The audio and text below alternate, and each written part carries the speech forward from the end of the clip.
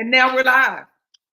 Hello, Yep. everyone, and welcome to Learning with Miss Nancy. Today, I have a wonderful guest. He is a firefighter, and that's the title of our segment today, The Early Learner and the Firefighter. Now, his name is Sheldon Verneil, and I'm going to read his bio. So, Sheldon, thank you for coming. And I don't know, I can hear a little static. I don't know if anybody can hear it. I hear it on my end. You don't hear it, right? I don't hear it. No. You don't hear it. Okay, maybe the audience doesn't hear it. Okay, and so as you know, I've been doing these interviews because I just want to let the folks know that Black men are taking care of their families. Black men are very much engaged in the community, right? So I'm changing that narrative one interview at a time. And today we have a wonderful interview, and you're going to love this young man. He's so full of adventure, and grace, and experience. You're going to learn a lot. So get your pen and pencil out, okay? His name is Sheldon Verneil, and I'm going to read his bio first. Sheldon Verneil is a shining example of love and dedication. Devoted to his beautiful wife, he exemplifies what it means to be a caring and supportive partner. As a father of 6 children, he nurtures and guides each one with unwavering commitment and love. A follower of Jesus Christ, he finds strength and guidance in his faith, shaping his values and actions in all aspects of his life. Despite the challenges and stereotypes faced by Black men in America, he remains determined to defy negative depictions, all while aiming to break generational curses within his family. Through his actions, words, and unwavering spirit, he paves a path of positivity, resilience, and empowerment for his family and community. His former model and actor is now a diligent firefighter with Engine 70 in Philadelphia, Pennsylvania, and he has served and protected the community for the past 5 years. Woo! And thank you for your service, Sheldon. So, Sheldon, now, and also, folks, you got a brand new baby. How old is the baby? 6 weeks. 6 weeks. Oh, my. And what is his name?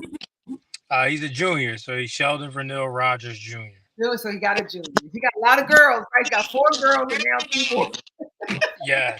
Okay. So, Sheldon, let me ask, just for our audience sake, and for the early learners that are listening and for the parents of early learners, what made you go into the field of, like, become a firefighter? Because you hear little kids say, what do you want to be when you grow up? You want to be a doctor, a lawyer, a firefighter, and a police. What made you? Oh, you know what? Honestly, I just happened to stumble upon it. My main goal was I just wanted to take better care of my family. And at the time, firefighting just presented itself, and I'm an adventurous guy. I I guess I would be like what you call a thrill seeker. Okay. So, firefighting just interests me. I used to, when I was in elementary school, though, I did partake in it was called Fire Marshal Club. Yes. And I was in 5th grade, and they would take us to the nearby fire stations in Philly. And I did fall in love with it back then, but as I got older, my ambitions changed. I wanted to be at first I wanted to be a football player, then it was a basketball player, and as I got older, I transitioned into trying to be an actor and a model. So I was kind of all over the place. But when I got older, into my years of almost being married, and I met my wife now, who's Ebony, my main goal was I just want to take care of my family. I just want to provide for them and just make a better life for them. So whatever I had to do, whatever I needed to do, I would do that. But now in a minute, I actually fell in love with firefighting. That's wonderful. And I heard you say you were so many things before you reached this place, right? And that's important for kids and parents to understand that young people go through a plethora of things. Like you said, model, you're exposed to modeling. Yep. acting, football, basketball, and look where you land. So we just can't restrict our children to just one thing. Let them explore a number Right. of things, right? And then they'll make a decision and say, well, this is what I want to be because you've experienced a number of things. That's good, because a lot of times I think parents will look at their child and say, oh, he's 7 feet tall, my son's going to be a basketball player. That may not be the case. Expose them to all kinds of things, right? Yeah, I also think too that with the proper guidance, because I think that Mhm. like in my situation, I didn't have so much of a great upbringing, so I was Mhm. like kind of forced to find my own way. But I think that children that grew up in the correct upbringing, they got like a two-parent household, and Mhm. they have people to kind of look to for guidance. I Yes. think it kind of measures out better when they have a standard to look up to, but also Right. parents that say, "Hey, I think this might be good for you." Because the parents ultimately, we get to know their character, their Right. personality, and we know what they'll be Mhm. good at. Right. We get to know their talents and their gifts, but Mhm. also just kind of leading them in the right path. Because Right. I think that my way wasn't good because, like I said, Okay. I was finding my way, Okay. um, which may be good to some people, but I don't know. To me, it Mhm. might not be. Okay. Okay. That's good. But that's a good, considering what I said, you saw something, you heard what I said, and you said, well, let me kind of delve a little bit deeper so that Yeah. people can get an understanding that's what you really Right. meant. That was Right. good. All right. So here's the question. If you talk about role model, it Yes. says what it is. Early learners need role models to help them understand how to navigate through life, right? So how does a firefighter serve as a role model? Oh man. They are upstanding people. I mean, we're like brave, we full of courage. Um, we are um servants to the ultimate level. We put our lives on the line each and every day, Mhm. and just helping people that we don't even know. Right. Coming to their rescue at what is presumably their worst time of their lives, Mhm. and we're helping them, and we're putting everything on the line for them. Like I Mhm. said, the biggest thing is even if we don't know them, Mhm. I think that right there alone says, Mhm. role model where we can, um, because I think being a role model is going outside of yourself, Yeah. being unselfish and Mhm. putting someone else first before you, Mhm. um, even if your situation is not what you would like it to be, but Mhm. still going out there and putting forth an effort to put things on the line. So I think Right. that's what role model really Mhm. exemplifies. And that's good. Because one thing about children, they need to learn that it's not all about them, right? And Yes. definitely being Yeah. a firefighter, you are always putting others before yourself. If you guys Absolutely. run into a burning building, everybody else is running out of the building. You know what I'm saying? Yeah. So, like you said, it takes a lot of heart, it takes a lot of courage, and it takes a lot of love for people. You want everybody to Yeah. be okay. That's wonderful. Good Yeah. answer. Good answer. All right, the next question is safety education is important, as you know. How does a firefighter help in this area? Like, how do you help a child understand the safety of fire, of fire safety? How do they understand the whole concept? So I would say it depends on the understanding level of the child. You got different Mhm. age groups. So but what the fire department does is we do like a lot of fire prevention. Okay. Whether it be we give out free smoke detectors, we go into homes, we go to schools, we teach children about having a fire plan, a way of Mhm. escape, um, Okay. teaching them that, not to play with fire first and foremost, but if in the event of a fire, Mhm. you know how to get out, teaching them how to memorize their home, the Wow. layout. Okay. Also, sleeping with your doors closed. That's a big thing too. The Okay. fire may be in one room, and by the door being closed, it can be, uh, it can be, you know, Protection for consol- you. that room, it can be Mhm. just protected in that one room, just by the door Mhm. being closed, so it won't spread to the rest of the house. Okay. Um, Okay. so, just teaching them different things. And like I Mhm. said, giving out smoke detectors, going to schools. We have Mhm. fire prevention on the streets as well. So Right. just doing different things like that, keeping the community updated with new, Mhm. whether it be new fire smoke detectors, extinguishers, Right. updated information, things like that. So Okay. That's good information. And like you said, safety education is key. And because you go out to the schools, you help yes, educate children, right? So yes, that's good. yes. That's good. All Yep. right. Aside from putting out fires, what is another important facet of your job as being a firefighter besides putting out the fire? Um, besides putting out the fire, Mm-hmm. um, besides putting out the fire, it will be life preservation. Um, Okay. we want to save as many lives as possible, and Mm-hmm. just putting that first, Mm-hmm. to us means a lot. Like I Mm-hmm. said, we're going to help someone during the worst moment of their lives. They Mm-hmm. probably lost everything, probably lost loved ones.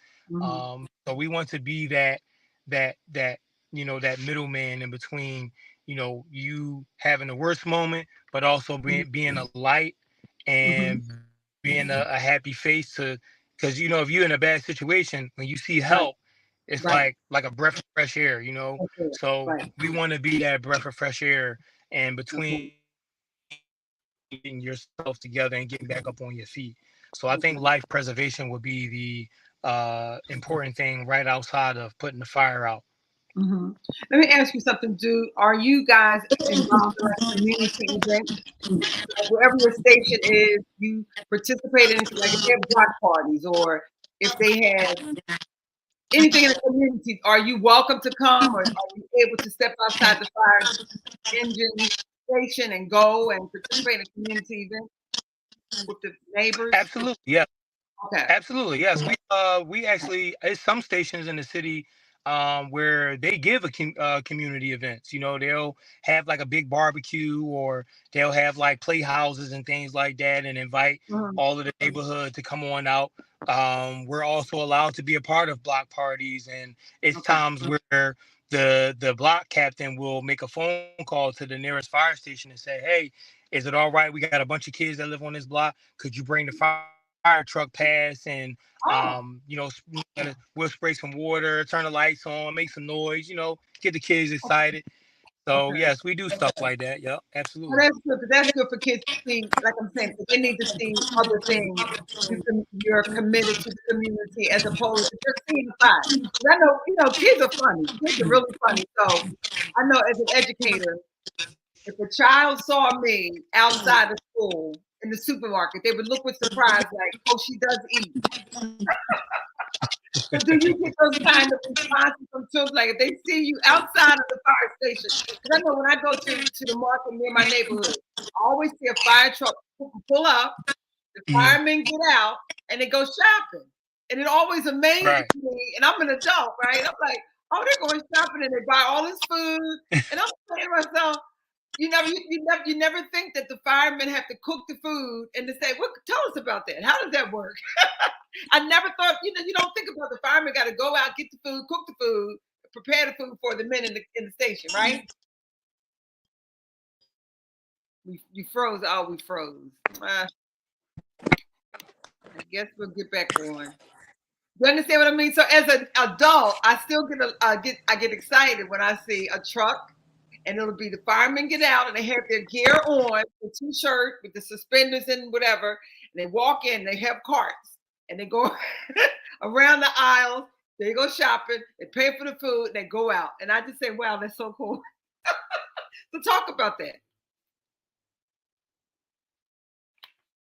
Um, you have a little technical difficulty, people. Sometimes I always say, technology is good when it's good, but uh, we lost Sheldon. I guess he'll be coming back on.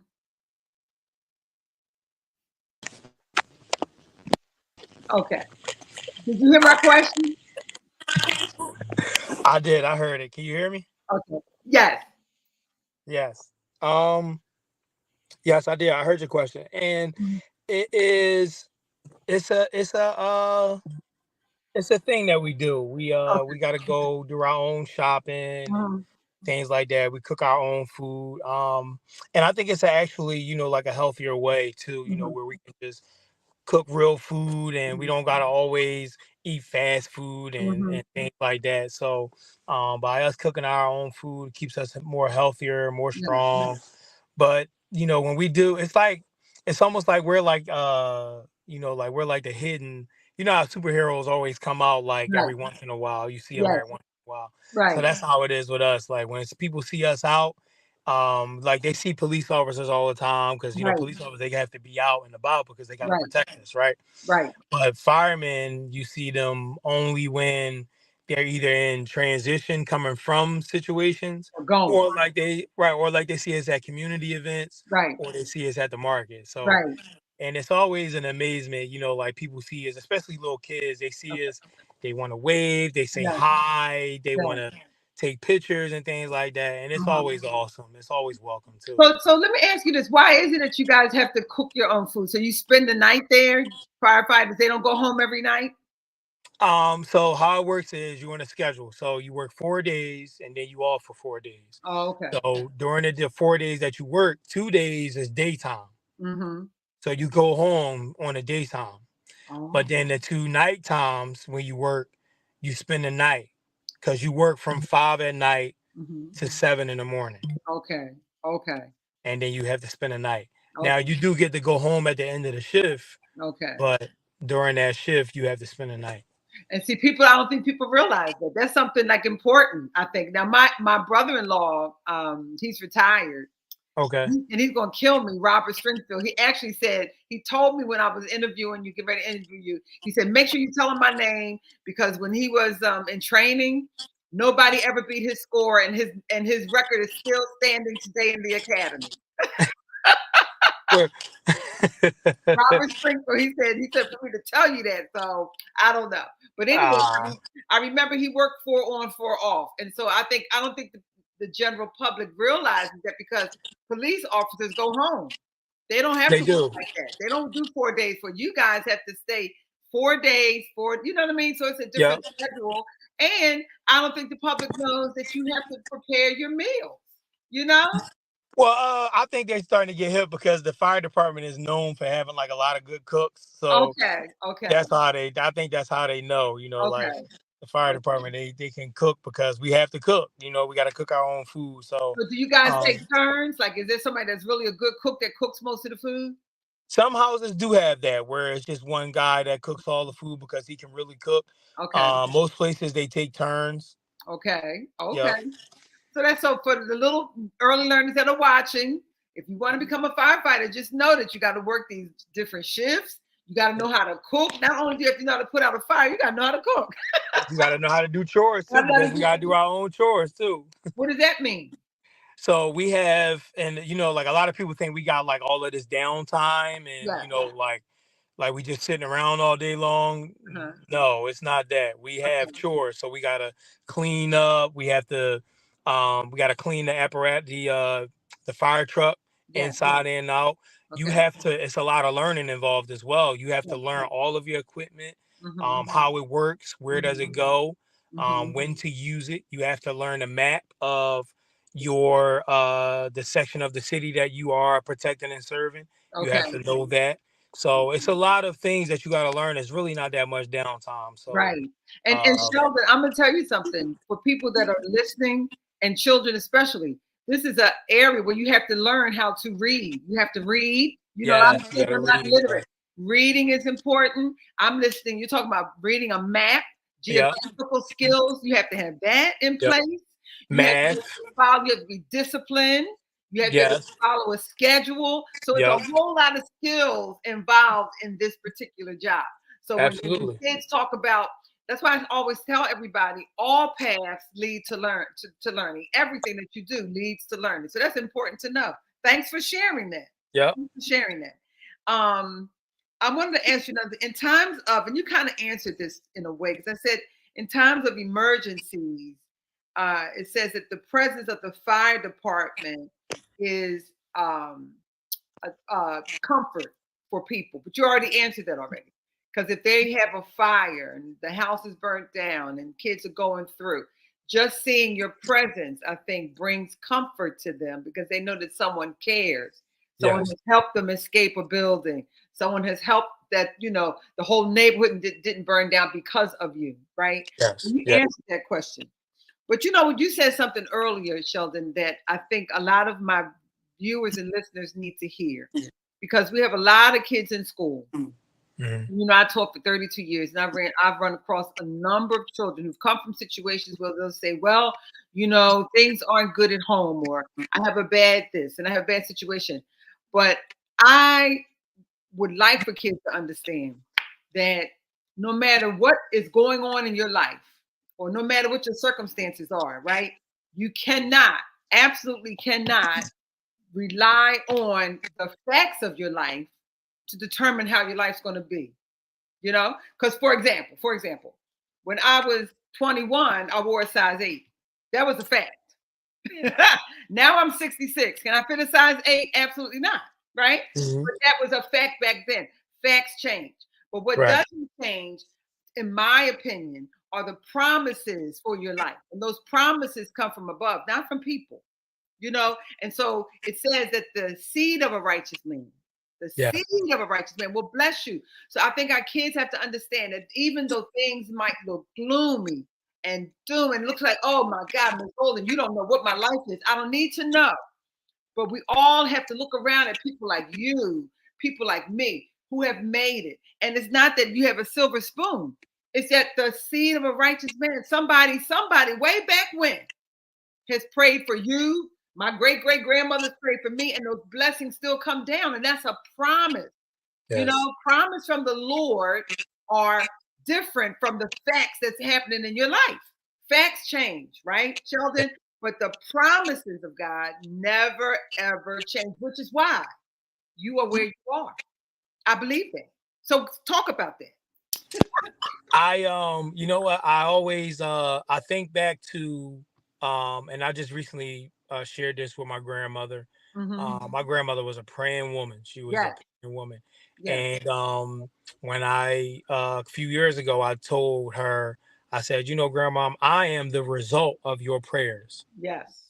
because I was, on a path. I was, just trying to figure my way through life, and I Mhm, didn't have a father growing up. mhm, I had a strong grandmother, a strong mother. mhm. And I did have some men that was in and out of my life who kind of like taught me a few things, but I didn't have that solid male figure in my life that kind of taught me the ins and outs about life. Mhm.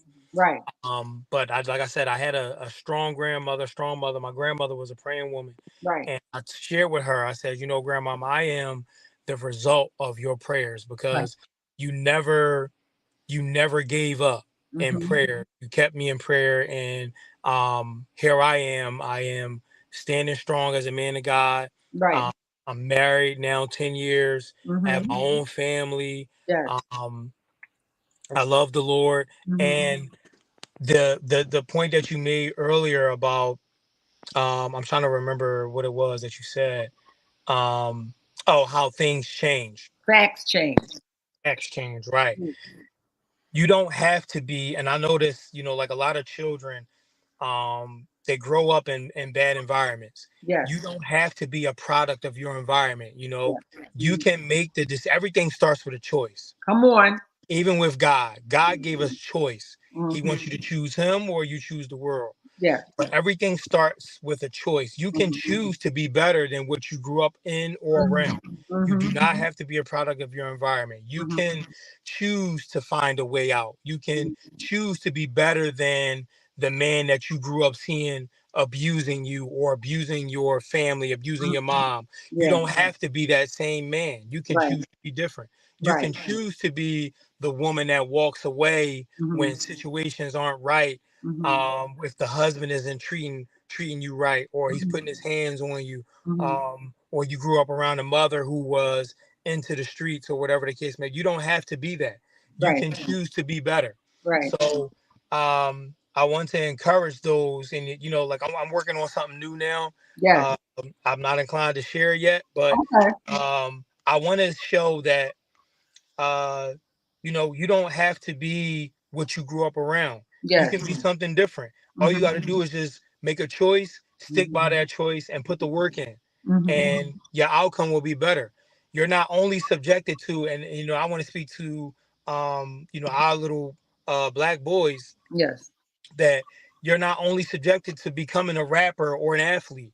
There are other things that you can do. Mm-hmm. You just have to find that avenue, find that niche, something that Mm-hmm. you love, that you really care about, Mm-hmm. something that's missing here Mm-hmm. in this world, Right. and give that. We Mm-hmm. need trade workers. We need electricians, carpenters, stuff like that, auto mechanics. Mm-hmm. You don't always have to be a drug dealer or a rapper or an athlete. Not saying that, a drug dealer and stuff, they're bad, but like, a rapper is not really bad. You make a living, and an athlete is awesome too. They're role models. Right. But you're not only subject, that's not the only avenue that you have. You That's have right. other things that you can do. Mm-hmm. So everything just starts with a choice, and you don't have to be a product of your environment. Well, I wish we could talk about it some more because I think what I my aim is with these interviews, every man that I've had on this platform, that's the same, I think, ideal response. These children have to be exposed to Yeah. different things, and a lot of our children, they have fathers in the home, or their fathers in the community, or there's some role model somewhere around. You know what I mean? And so kids have to latch and grab hold of these people and pay attention to the ones that are standing right in front of you doing the work. Because as I said in my video, I think last week, the children tend to idolize these people that are far off. A lot of these rappers don't know you, don't know your name. You know every lyric to their song, but you can't pass your spelling test because you're Right. spending so much time and giving so much of yourself to somebody who doesn't even know your name. You're buying their records, you're emulating who they are, and then they're doing their life. They're living their life, and their kids don't go to a school, a rundown school like your school. Nope. Kids don't live in a neighborhood where you don't have all the things that you need to survive. They're okay. So this is a good platform for children and their mothers and fathers to see. We have what we need, and we just have to continue to press forward, like you said, and Sheldon, making good decisions. It Yes. all starts with, am I going to do this or am I going to do that? And you got to make a choice. It's always about a choice, you know? Yes. So what made you change? If you were going through some things in your life, what made you say, I want something better for myself? You said you wanted to take care of your family, but long before taking care of your family, that thought process had to start before then. I'm sure it started way before you became a firefighter. It did. I grew up in poverty. Mm-hmm. I was very less fortunate growing up. I was teased and things like that, bullied and everything like that. So, I wanted to be different. Mm-hmm. I wanted to make something of myself.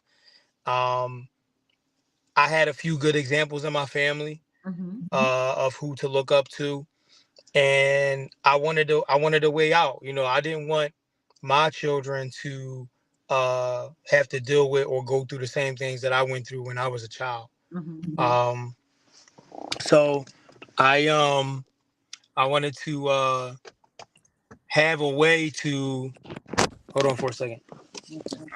Okay. Yes, I'm on my podcast. That was my daughter coming up. They know I'm sitting in front of my house. Okay. Um, so yes, I wanted to be different. I wanted something different for myself, and I had to make that choice. Like, okay, I can choose to be a product of my environment and just go with the wind. Go with what I thought was normal back then, of just being, a lazy couch potato, or Right.